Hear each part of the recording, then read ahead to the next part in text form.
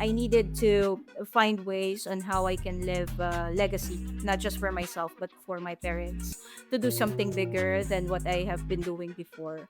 And that's where Success Matcher was founded, putting up a business that caters to global clients, providing excellent quality recruitment services is part of my parents' legacy.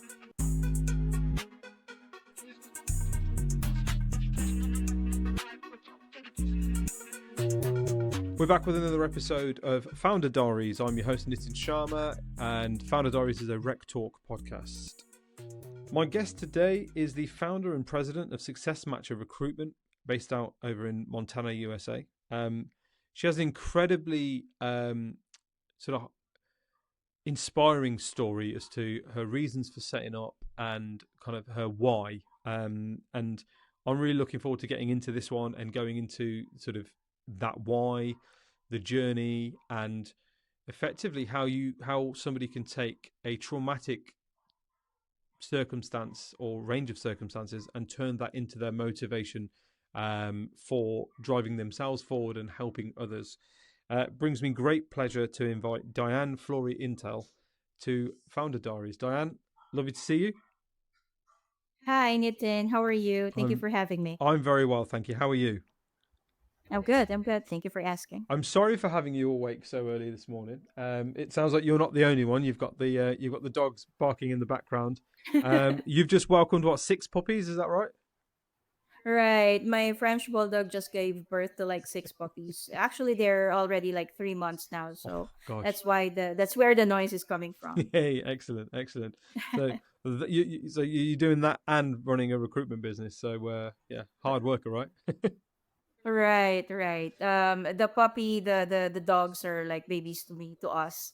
And then on the side, we have our recruitment business. Actually, inside the house, we have a joke that our our dogs are our chief security officers, because they look at us every time. They're guard dogs every time we are working. So, Amazing. there you go. And does your partner work in the business as well? Yes, Trisha is my vice president for operations. So basically, she manages the entire recruitment operations. But she's a healthcare professional. So the recruitment was actually new to her when I introduced it to her. She loves it. She's enjoying it. She's enjoying managing the entire operations Oh with wow, me. So that's amazing. That's amazing. So tell me about the business. Um what do you guys do that stands you out versus your competitors? Success Matcher Recruitment, we are global. We can cater to clients all across industries, all across time zones. I know you mentioned earlier that it was very early for me. I'm used to, working 24/7 to cater to different clients in different time zones. And the best thing that I can share is that we work with excellence and quality. I myself am very, very precise and I'm very keen to details. And those are the kind of work quality of work that we provide in Success Matcher as well. I'm a very traditional recruiter. We make sure that we interview candidates before we submit them to the client, make sure that they are qualified skills wise and culture wise before we submit them to our client. So it's not just recruitment as a business, but it's more of like recruitment and building relationships with our external stakeholders. That's more important. Amazing. Okay, I love that. So I touched at the start about your why and sort of how you ended up setting up your own recruitment business. And for most people, I can pretty confidently say that your journey into setting up your own business is probably unique in that, for a lot of people it's, I'm very good at what I do, I want a bit more of my time back, or want to earn some more money, I want to build a legacy of some form, I'm going to go and do this for myself. Talk us through um your starting journey setting up this business, because I think it's Mm. incredibly So, powerful.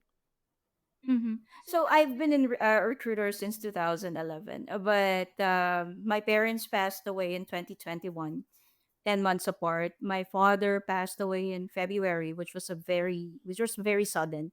We didn't expect that because he was like very athletic and very healthy.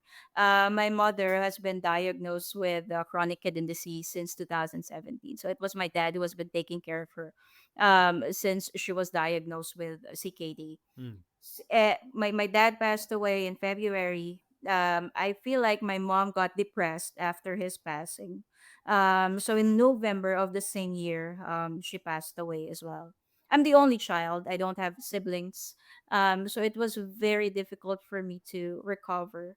Because my parents are my wings. My parents are wonderful. I never seek love from other people or other things because they've been very supportive and loving. So when they passed away, I feel like I clipped my wings. Mm. I feel like I lost my legs. And I really don't know how to recover from that. It was very painful. I mean, it's literally and figuratively painful. That's Mm. how it was when you deal with grief. I was almost suicidal. I had to admit, I've been admitting that to everybody, but I don't want people to focus on that, because Success Matcher has been that recovery of grief. I needed to find ways on how I can live legacy, not just for myself but for my parents, to do something bigger than what I have been doing before.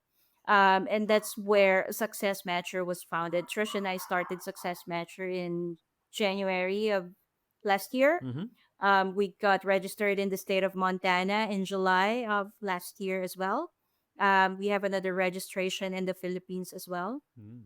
And we are planning to do another registration in another country, hopefully next year. So it's really, by the things that I do and what I have been doing, inspiring people. Everybody can go through different circumstance, sometimes drastic, sometimes they would feel like the walls are broken down on their face, because what they have been going through. But you can recover, as long as you wanted to recover. And I would like to say that Success Matcher is my recovery story. Putting up a business that caters to global clients, providing excellent quality recruitment services is part of my parents' legacy. Did you always want to set up a business? When I was younger, yes, but I feel like it was very impossible at that time. Mm-hmm. Because number one, when you put up a business, you need the additional extra capital, to be able to set up one. But I think when I started Success Matcher, it just came. I was surprised. It came. We didn't have to wonder where we get the funds from. It just came. So I feel like it was heaven's answer to my grief at that time. And do you think that?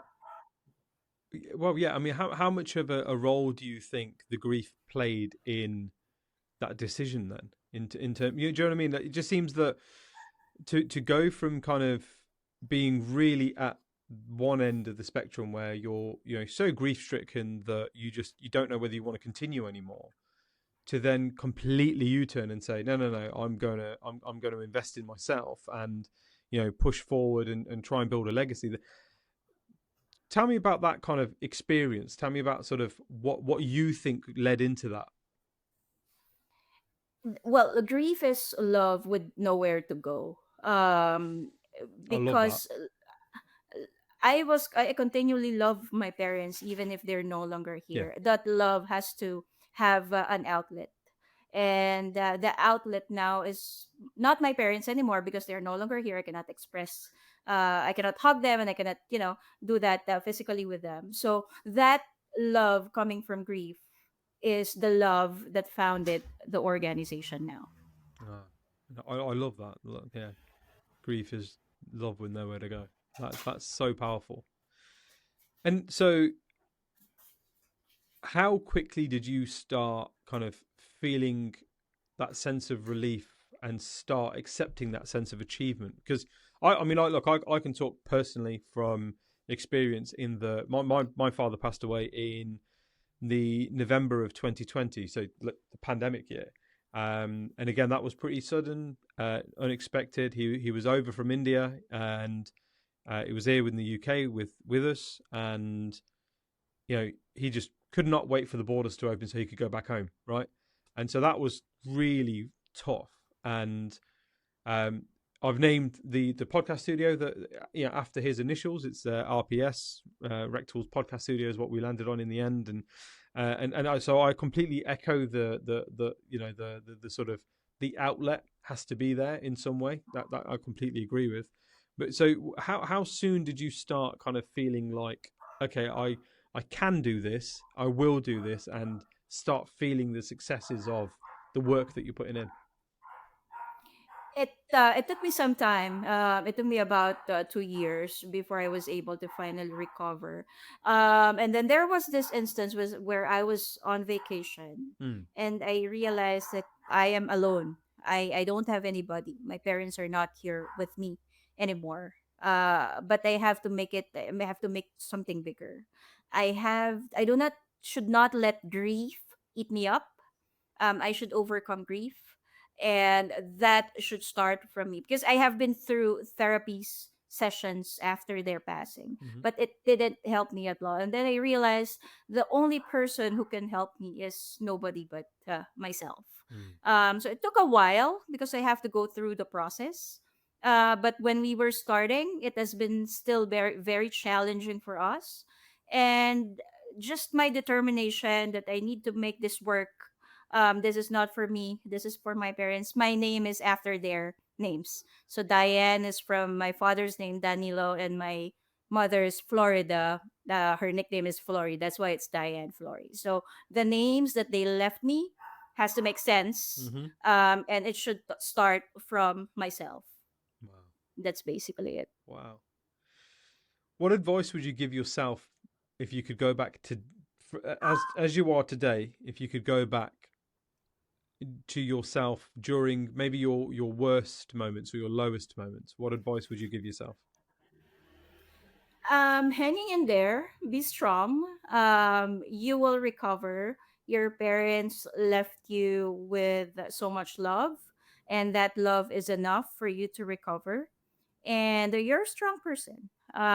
They prepared you for this. Hmm. Just hang in there and be strong and be resilient as how you are back in the days when they were still here. Amazing. Amazing. So, what sets you apart from a recruiter in 2025? Because you said you're a traditional recruiter. You meet with every candidate, or you interview as many candidates as all of your candidates before submitting, and so on and so forth. What sets you apart then? Why should people be turning around and paying attention to your business? Nitin, what matters to us is relationship. Um, the fees are very negotiable depending on our client's budget. There is in the US, it's standard that it's 20-25% for contingency recruitment.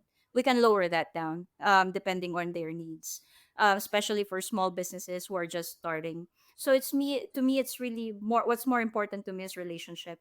um, I wanted to be part of a business's journey by providing them with the best talent that they can that can be a resource to their organization. And that is also the same thing that applies to our candidates. I always tell the rest of the team that if we don't get to place the candidate today, just maintain the relationship. Eventually, in the future, we will be able to help them land a job as well. So, recruitment to me is not just a business, it's a passion.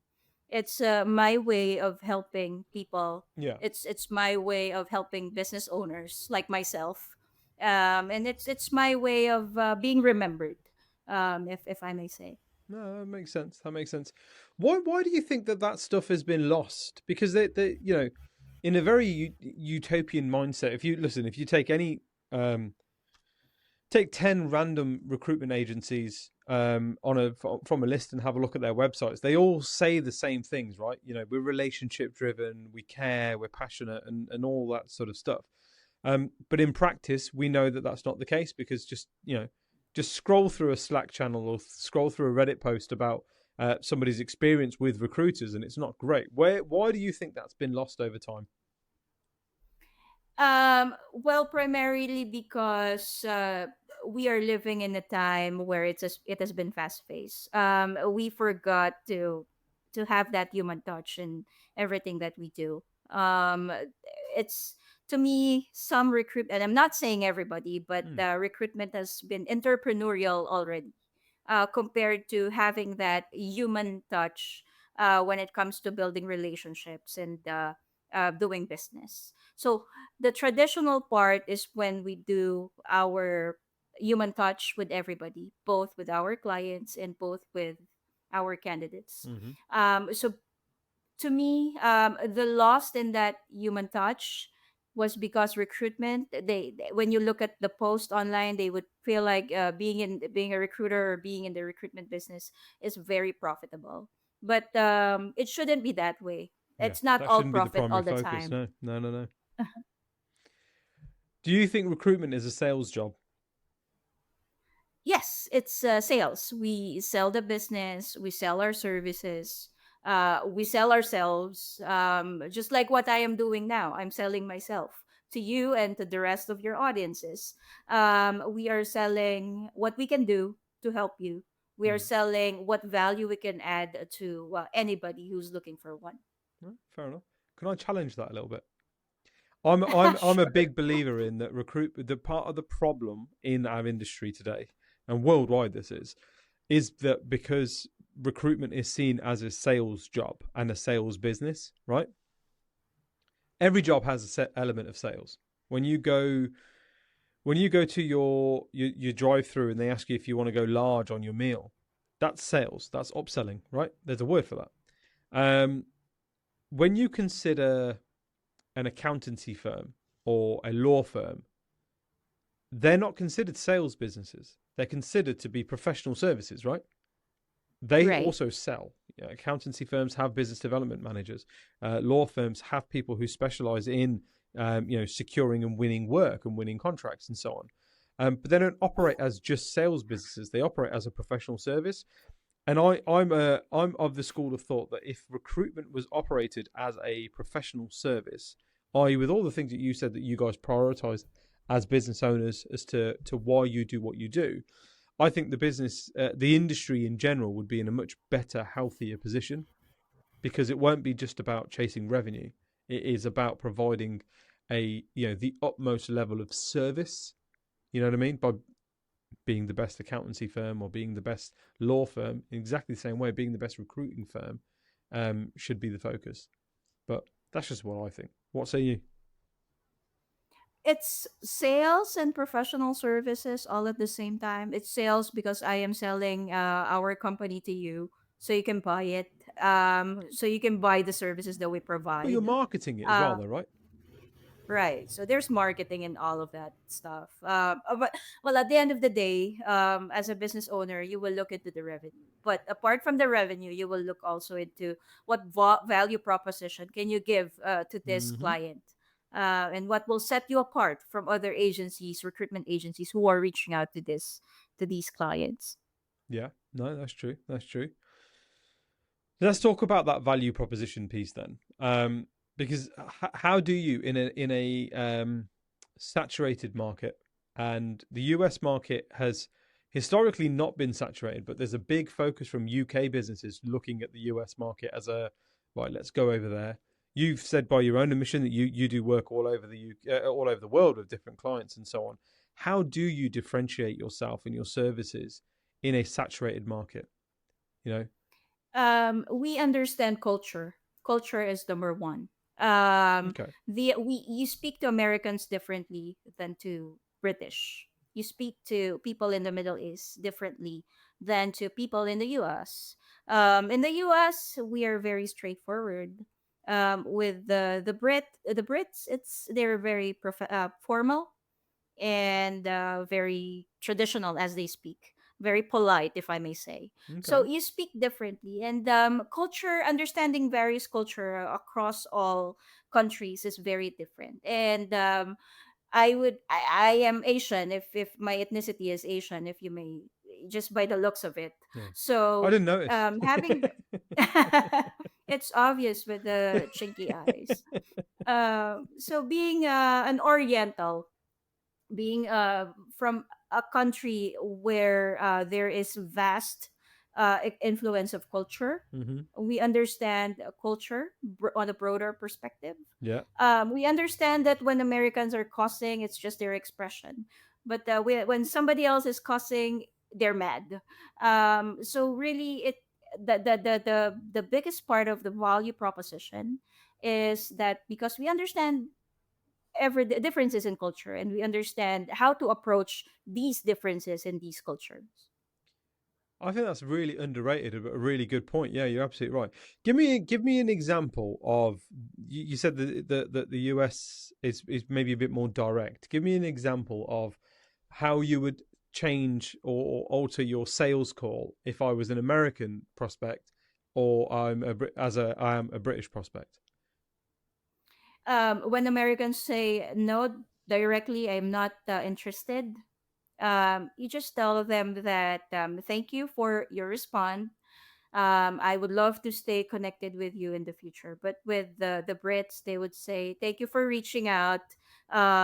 We are already catering to another vendor, but in the future, we would like you to stay connected." And then with when the Brits, we thank them for responding. So it's really different. The British people are more polite and thankful, and they don't directly tell you that they don't like you or they They're not need to interested. Yeah, yeah, yeah, have you. yeah. They're not interested. But with Americans, they would tell you up front that they're not interested. Interesting. I think that's really incredibly insightful because yeah, you're absolutely right that in the UK kind of sales training, they would see they see things as like an objection to overcome, you know. So if you say like I'm on offer your recruitment services for a vacancy that I'm recruiting for, and I say, look, no, we already have a PSL. Sorry, they see that as a okay. So ask a follow up question because what they're telling you is they do use agencies because they have a supplier list, but you're not featured on that supplier list. So find out how to get featured on that supplier list. Whereas actually, what the prospects are saying is, I'm not interested. Everything's under Right. control. I don't need you, right? And so Right. I wonder how much time UK recruiters do spend going down a rabbit hole because then they're like, okay, how do I get on the supply list? Oh, you got to speak to such and such. Oh, okay, I'll chase that person. And then in their head, they're thinking, I'm going to get onto this supplier list and then I'll be able to work this vacancy and then I'm going to put that in my forecast. Whereas an American recruiter would go, that's a no. Let's just move on. I'm not even going to pretend Right. that that's likely to land because it's not. Let's move to where let me find the yes in all of this. Right. Correct. So that's basically how it goes. But with Yeah. the Asian I was people, going to say it's let's different. let's go further east then. So tell us about your Right. experience with things like the Saudi, Qatari, Dubai markets, and Asian markets, East Asian markets. With Asians, usually if they tell you it's a no, it's offensive. Oh, They really? get offended. So when an American tells you straightforward it's a no, I don't need you, it's offensive and hurtful for Asians. Oh, Um okay, maybe I'm not enough, or maybe my services are not enough. What I can offer is not enough. So oh, they take it personally, as compared to Americans. Oh, okay, it's a no. It's already a done deal. It's a period that they put a period on it already. yeah. But with Asians, they will take it personal. So a little, well, part of it will be taken personally. Maybe I'm not as great as the others, or maybe Mm. I cannot provide. He thinks that I cannot provide that much. With the Middle East, if they say no, they would think that I am better than the others. Why a no? So you see, it's there. There's like different So an perspectives element of for every. confrontation, or no, not even confrontation, but an element of well, hang on a minute, no is not enough. I need to understand why. Whereas, Right. Why? okay, Why is it a no? I am good at what I'm doing, but why is it a no? I don't understand. And then the conversation will circle around the reason for the no, instead of why, or instead of just saying, okay, actionable let's close steps this to one. move forward. Yeah, we don't. Yeah, we won't. You almost delay the conversation that's useful, which is okay. It's a no there. Let's now figure out what we do next. It's Right. yeah, because actually this is really insightful in that if you're rejecting candidates, then you've got to understand kind of where the conversation is likely to go. So if you're rejecting, you've got a candidate, they've gone to interview, they didn't get the job.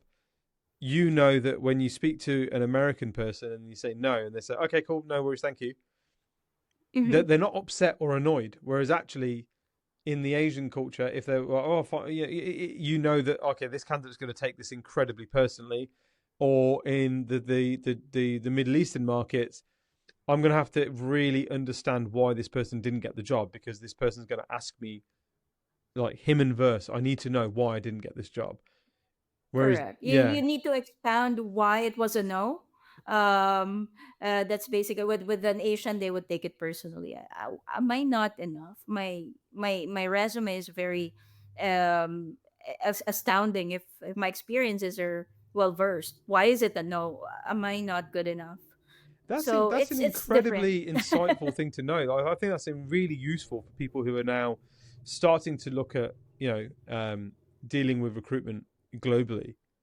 How long did it take you to learn these things? Um, since I was a kid, I was very much interested in culture.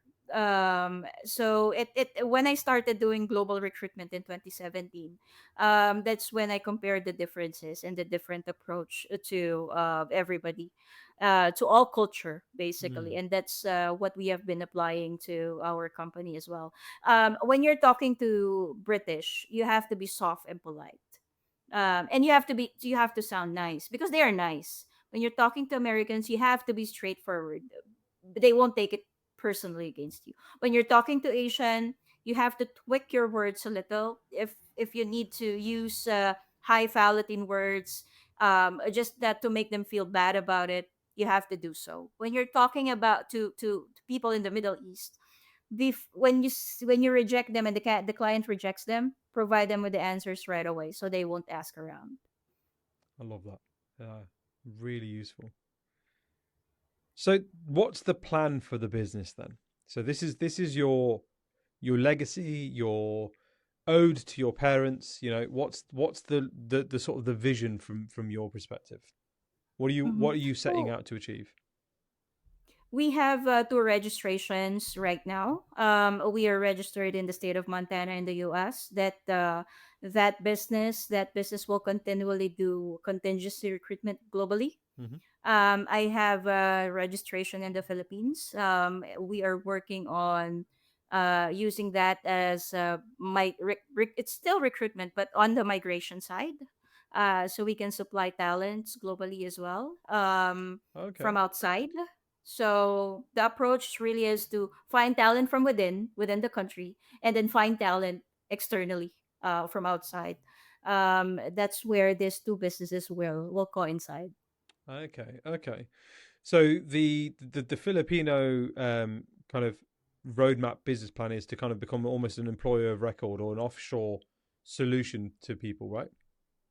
Correct. It's more of like a manpower solutions. Yeah. I hear you. Okay. And then the U.S. Entity will focus mainly on contingency recruitment, recruiting wherever the clients are Yeah. based on their location.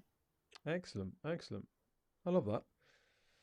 Okay, let's talk about the some of your biggest successes or wins personally or in business. Personally, overcoming grief, I cannot say that I have 100% recovered. Grief will always be there, Yeah. but at least I have an outlet now, where I can put that love into, instead of that love hanging around anywhere. Uh, Business wise, it's the latter part that we are approaching the latter quarter of the year.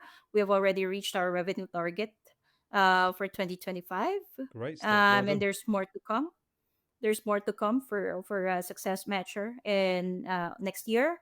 Next year we will be starting, and I we will be having like meetings with a couple of people in the Philippines Hmm. for the manpower business in the Philippines to push through. So a lot of things are going on. I can probably consider those as success, baby Mm. steps, if you may. Yeah, yeah. But these are all wins for me, coming from where I was back in 2021. I love that. Let's talk about your biggest lessons that you've learned in business and personal life. In business, it is always difficult. I mean, people thinks that if you're a business owner, you're rich and you have all the things that you need and you're living a very happy life. Yeah. But in reality, being a business person or being a business owner is difficult. Employees would clock in at 8 o'clock, log out at 5 o'clock, and they're done. And a business owner has to be awake 24/7 to attend to different things all at the same time. So being putting up a business, regardless of the kind of business that is difficult. But you have to put everything, all your passion and your hard work and everything to make it work. Business to me is not just profit. It's about passion. It's about doing what you love to do.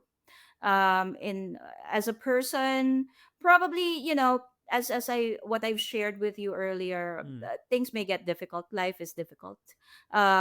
People Life will throw pebbles and stones at you, but um the kind of reaction, and your reaction will be the driving force to change wherever situation you are at.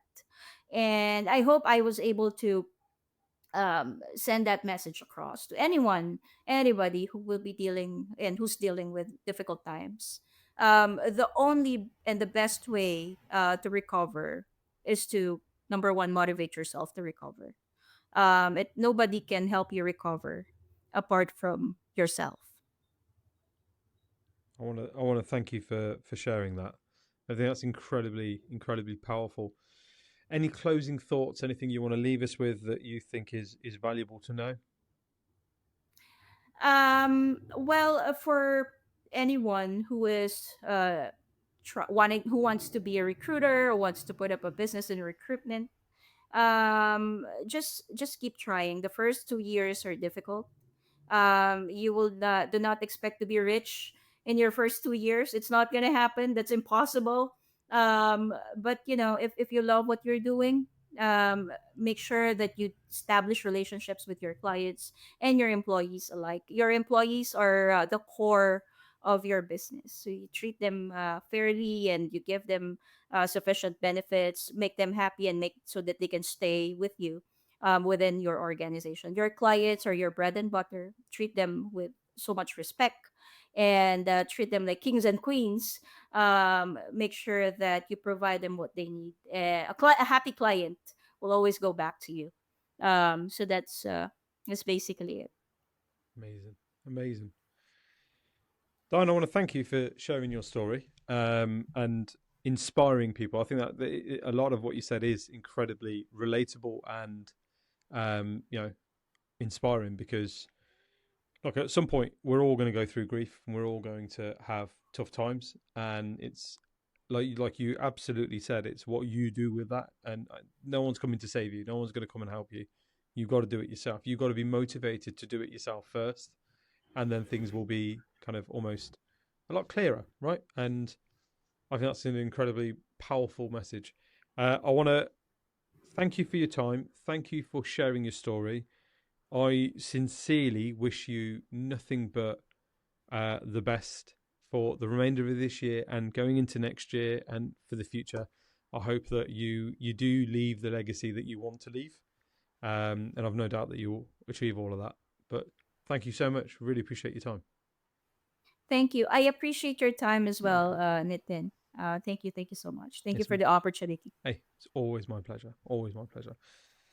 Guys, I'm hoping you got a lot of value out of that one. I think very rarely do we get to hear the sort of the grit behind the determination and the reasons for why people do what they do. There's a lot of people in recruitment, and not all of them are after money. And I think Dianne is an absolutely kind of outstanding example of somebody who's driven and motivated by the right things and the right behaviors. I've said for years that you shouldn't be focused on the revenue, and if you only focus on the revenue, you'll always do silly things along the way to make the revenue happen. Whereas if you fill the top of the bucket with the right behaviors and the right things, and you do things because it's the right thing to do, not because it's the most effective, profitable thing to do, that you know things play out in exactly the way that you would hope them to and want them to, and the revenue comes anyway. So, is it not better to be doing good and putting good out into the world and being rewarded for that than to be chasing just revenue and targets, and not being true to yourself? That's all from us for another episode of Founder Diaries. We'll be back again either next Wednesday or next Friday. New episodes drop then. Thank you for watching, liking, sharing, subscribing, doing all the cool shit that you guys do that allow me to do this as a job. We'll see you again next time. Ciao.